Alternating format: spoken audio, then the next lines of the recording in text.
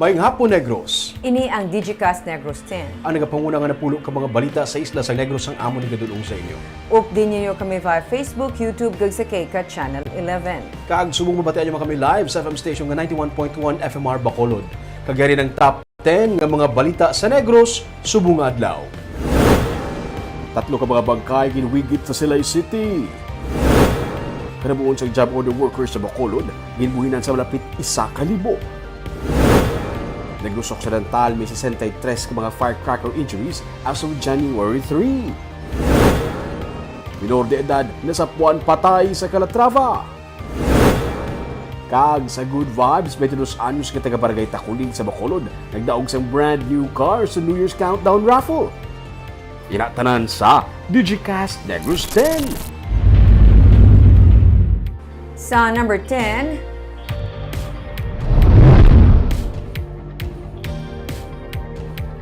may 63 ka firecracker injuries nga na-report sa probinsya humalin December 21. Sang December 2021 tubtub sa January 2, 2022, 31 lamang ang na-record nga firecracker injuries. Kung may pagsaka man sa karon nga tuig suno kay Dr. Ernal Tumimbang, ang Provincial Health Officer, mahimo nga tuga ini sang kapaslawan sa pagpatuman sang regulation sa paggamit sang palupok. Sa datos sang PHO, 42.9% sa firecracker injuries nga report mga kabataan nga nagapang-edaron 1 to 10 years old. Sa 63 cases, 53 diri ang blast o kung burn injuries with no amputation. 13 naman base sa record ang report may liquor intoxication. Sa mga palupok, ang candle bomb naman ang may pinakamadamo nga na-record nagtuga sa firecracker injuries, 8 cases. Damlag pa naglunsar sa kinaandan ang DOH sang kampanya nga pagpaiway sang paggamit sang palupok sa pagsugalaw sa bagong tuig. Kag tigaylo, maggamit sang alternative noisemakers na lamang. Well, I don't know as compared sa last year kay 31 malang 63 subong. Ang aton sinagati base ang aton implementation sang regulation of firecracker use base ng problema ta. Base way na follow up sa level sang baligya. Ikadua, I don't know kung tanan nga firecrackers ni are those firecrackers na gina-allowed regulated bala. There might be nga mayara mga other firecrackers nga ginabaligya without the knowledge na pwedeng nag-cause man sa injuries, no? Ang regulations, I think, dapat ang i-implement gid.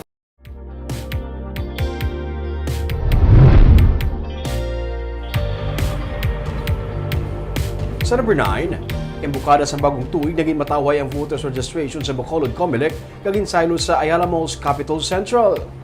Sunod kay Bacolod Elections Officer Katrina Trino Canya, mahimo nga tuga lamang ini sang malain nga panahon sa holiday sa bulan sa Disyembre. Wala nagadubo sa 200 kag nagadangat pa sila sa 240 sa mga nakalilain nga mga transaksyon sa matag adlaw.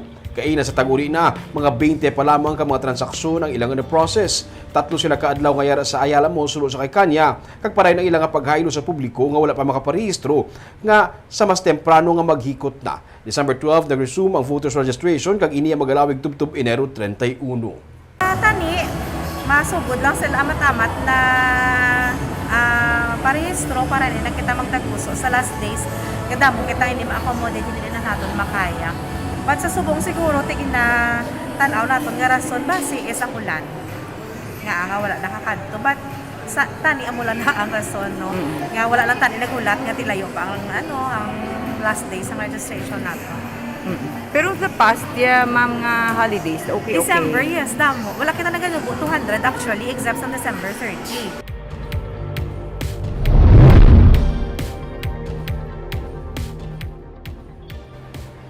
Sa number 8, bidding para sa construction sang 15 million pesos nga Bacolod Express Satellite Office sa mall ang pagasuguran sini nga Enero. Nagsugod na kaina ang pag-operate sa business one-stop shop sa syudad sa 4th floor sang Ayala Mall Capital Central. Madamo gihapon ang personal nga nagaproseso sa ilang mga permits. Pero suno kay Stella Rose Rayos, sarang naman karon makaproseso ang mga aplikante sa ilang mga business permits online. Ginsiling man ni City Administrator Pacifico Maghari III nga sa sininga bulan suguran Manila ang bidding para sa natalaan ang construction sa Bacolod Express Satellite Offices sa third floor sa mall. 15 million pesos ang igatalana nga pondo sa syudad para sa beso nga amo ang magaserbe nga one-stop shop para sa mga nagakuha sa requirements kag nagaproseso sa ilang mga permits sa syudad. Pinaagi sa ginpadasig kag mas mangin transparent nga sistema, ginalauman sa syudad nga magsaka pa ang kadamuon sa negosyo makaligad ang epekto sa nga pandemic. Sa number 7,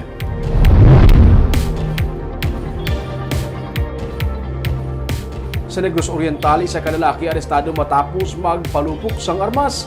Isa naman ang pilason bangod sang stray bullet. Arestado isa ka lalaki matapos ini mag-usar sang armas pila ka minutos antes ang bagong tuig sa Gihulgan City sa Negros Oriental. Ang suspect kilala kay Larry Vico sunod sa PNP. Ginreklamo si Vico matapos makita nga nagpalupok ini sa iyang armas. Gani gilayon man siya kagikatuan sa pulis kag gindakop. Nakuha sa suspect ay 45 caliber pistol nga armas upod sa duha ka mga fired cartridge. Samtang isa naman ang pilason sa Dumaguete City matapos maigo sang layaw nga bala sa New Year. Sa investigasyon sa PNP, ang biktima gikilala kay Ronilo Guillepa, 58 anyos. Ang nagasaulog lang sang New Year sa ilang puluyan sang hinali maigo sang bala sang kalibre 45 nga armas sa iyang likod. Giliyon man siya kagindala sa ospital agud mabulong.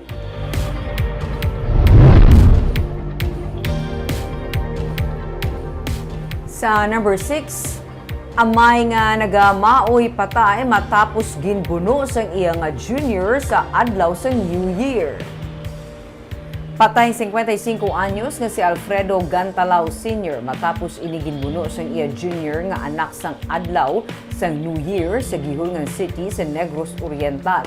Sunod sa PNP, nakainom sang Domingo sang hapon ang amay kag nagmaoy. Nagapanghampak sang kahoy ang amay sunod sa pulis kag isa sa iya na igo amo ang iya sini anak.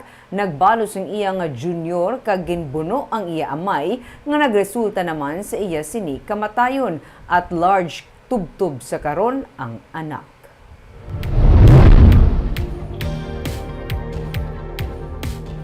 Sa number 5, isa ka minor de edad ang nasapuan nga patay sa turugban sa Banwa sang Calatrava. Nasapuan nga patay sang kahapon ang 17 anyos nga lalaki nga nagalutaw sa turugban sa barangay Bantayanon sa Banwa sang Calatrava. Sunod sa PNP, December 30 pa sang wala makapauli ang minor de edad, apang wala man inigin pangita sa pamilya sa pensar nga nagtinir lang ini sa iya nga mga himata. Hindi pa mapatod karon sa PNP kung may foul play sa kamatayon sa minor de edad. Hindi man luyag sunod sa pulis ang pamilya nga ipaidalom sa autopsy ang bangkay sang biktima.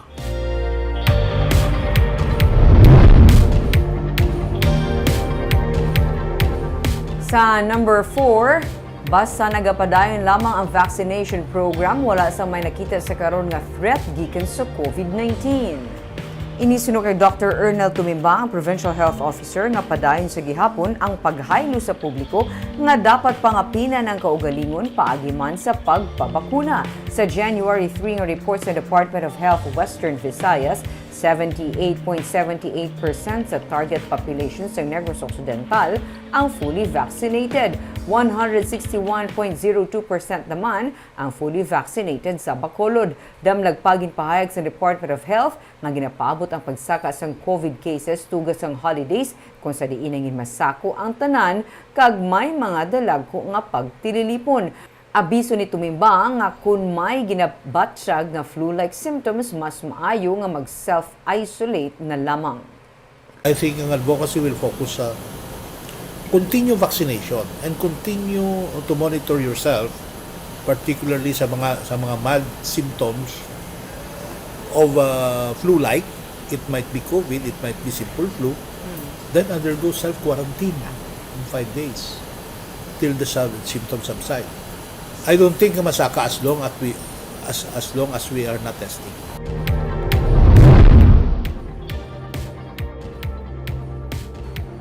Sa number 3, kadabuon sa job order workers sa Bacolod City ang ginbuhinan sang malapit 1,000. May report si Nico Delfin. Ginsugura na kay ng pag-release sa mga IDs para sa mga job order workers ang syudad. Ganing iloy nga si Richel Tupas, ginbit-bit ang iya duwa ka mga kabataan para lang makuha ang iya ID nga importante para sa iya agud makapadayon trabaho bilang street cleaners ang syudad. Sa sini nga Enero, ipatuman sang syudad ang no ID, no work policy. Agud mapatod kundi nagatrabaho ang JO kag kung saan okutob ang iya kontrata. Ginalauma naman ni Tupas nga kuntani hindi na madelay ang iya sweldo nga nabaton niya matapos ang 3 man ka bulan.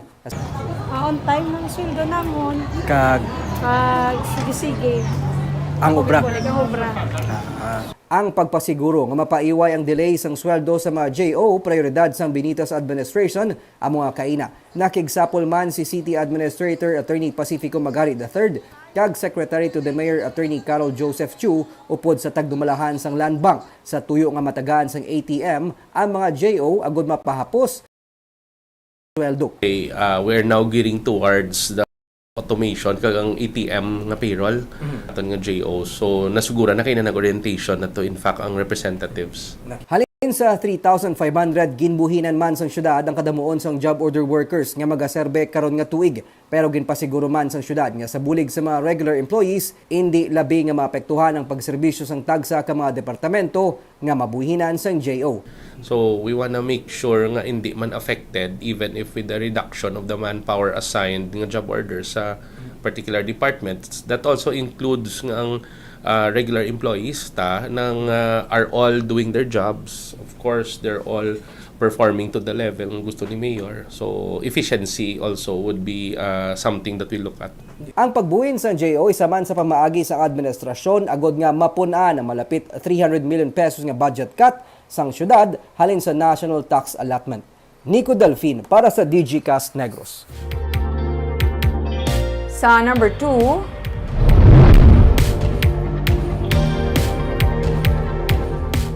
Bacolod City Legal Enforcement Team ang nagpatigayon sa clearing operation sa Dalan Lopezina kag Libertad Market.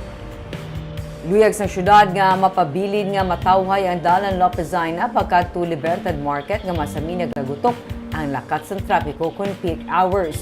Gani humalin kahapon nagpatuman sang clearing operation ang City Legal Office Enforcement Team batok sa mga naga-double park ng mga salakyan sa alagyan. Ginsubay nila halin Banga Patro hasta Libertad Market agud mapasiguro nga wala bisan tricycle o kon tricycad nga masami naga-park kag nagalaksam sandalan. Suno kay Ray Demisana, ang pamuno sa enforcement team, nga ilaman ginsiguro nga pati mga sidewalk kag market vendors nga nagabaligya sa gwa sa merkado ang wala nagalapaw sa gin-designate sa ilang nga area. Siniman nga bulan suguran sa syudad, pinaagi sa enforcement team ang pag-regulate sa mga ambulant vendors. Ilabi na mga nagabaligya pagkaon, kabahin sa mga tikang agud mapahaganahagan ang paggutok sa lakat sa trapiko kag mapasiguro nga limpyo kag safe kaunon ang ilang nga produkto.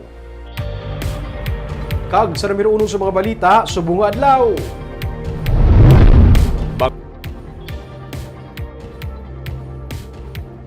Bangkay sa 3 ka mga lalaki, ginpangwigit sa Silay City. May mga nagpadulong na sa Silay PNP agot si saon kung ila ini nga mga himata pero napaslawan sila. Yaring report. Antes nagbulag ang tuig, may didiskubrihan nga 3 ka mga bangkay nga ginwigit sa Uyot Bridge sa sitio Lantawan, Barangay Gimbalaon sa Silay City. Sunod sa hepe sa Silay PNP nga si Lieutenant Colonel Mark Anthony Daroca, Disyembre 26 sa may nabatian ng isa sa mga residente nga may salakyan niya nagpundo sa Taytay. Sa iyagin lantaw, may 2 ka mga lalaki nga nagpanaog sa color brown nga Innova kag nagpilak sang sako nga pinsar ni anay, basura ang unod. Disyembre 30, hindi maributay ang saksi. Ginpanaugan niya kag ginlantaw ang unod sang sako. Bali na curious ang isa sa mga residente nga nakasaksi sa pagdulog sa salakyan sa tuong Disyembre 26, ikatuan niya ito sa italong pilantaw kung ano bala ang unod kitang sako nga ginhulog sa isa ka salakyan. Kag ito rin diskupre, kang unod sang sako, bangkay sang tao. Dito kag didiskubrihan nga bangkay sa isa ka lalaki ang unod sang sako nga yara na sa advanced state of decomposition kag wala sa mga panapton kag sapatos. According sa witness hindi siya kuno mahimos. That's why ginpanaugan nila. Kay dalom siya eh. Oo, dalom siya. Approximately mga 150 feet. Ah, okay. So medyo dalom-dalom dito. So tapos, Apan nakita sa bangkay to, may harap ganito skeletal Oh, remains. skeletal remains. Duha ka Duha ka set. bilog, duha ka set. Oh. Naduskopyahan man nga may mga tulaan pagid sang duha pagid ka mga persona nga nasulod man sa mga sako nagingwigit man sa among nga lugar. Mga 150 feet ang kadalumon sa lugar gikan sa Taytay. Suno sa PNP sa ila paglantaw. Init dito natabo ang krimen, kaginhimo lang ang lugar nga halabuyan sang mga bangkay. Ang unang nadiskubrihan nga patay, ang mga isa ka semana na nga patay. Samtang ang mga tulaan, posible binulan na nga ginaboy didto. Based sa autopsy ni Doc, ang nakitaan to is mga 5 to 6 days. Then ang remaining to yung mga more than a month na kuno. So, Based sa ilang decomposition rate. May mga nagpadulong na sa sila'y PNP para usisaon kung ilang ang mga himataang nasapuan nga patay pero napaslawan sila. Sang na-publish na natin sang January 1, daw sang hapon may ara nagpalapit nga taga Bacolod but negative man to ilang identity. Hindi sila kuno to lain guro. Then subong aga may ara man da ongoing man ang conversation sa akong investigador. Suno sa pulis, may kabulayan sa pagkilala sa mga tulaan nga nasapuan. Pero sa tiyon nga makilalaan ang bisan isa sa mga biktima, dako ini nga bulig sa pagkilala man sa mga sospek. Posible, hindi man taga Silay ang mga biktima, kaya wala man may nagka-record nga missing sa Silay City. Gani panawagan nila sa publiko nga kung may missing nga himata, kung mahimo, makig-angot sa ilang nga talatapan.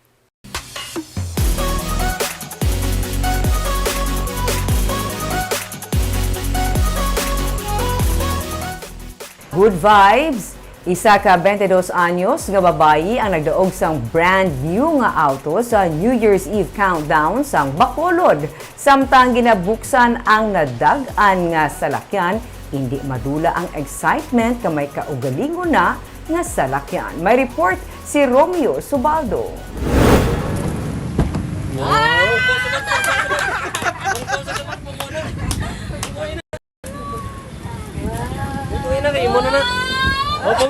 Sa pagbukas pa lang sa 22 anyos nga si Jeline Alunan sa nadagaan niya nga brand new Toyota Vios, emosyonal na siya.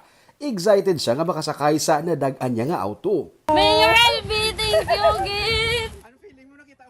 Si acting Bacolod City Mayor Elcid Familiaran ay nag-turn over sang yabi sa salakyan kailas ang aga sa iya sa may Bacolod City Government Center.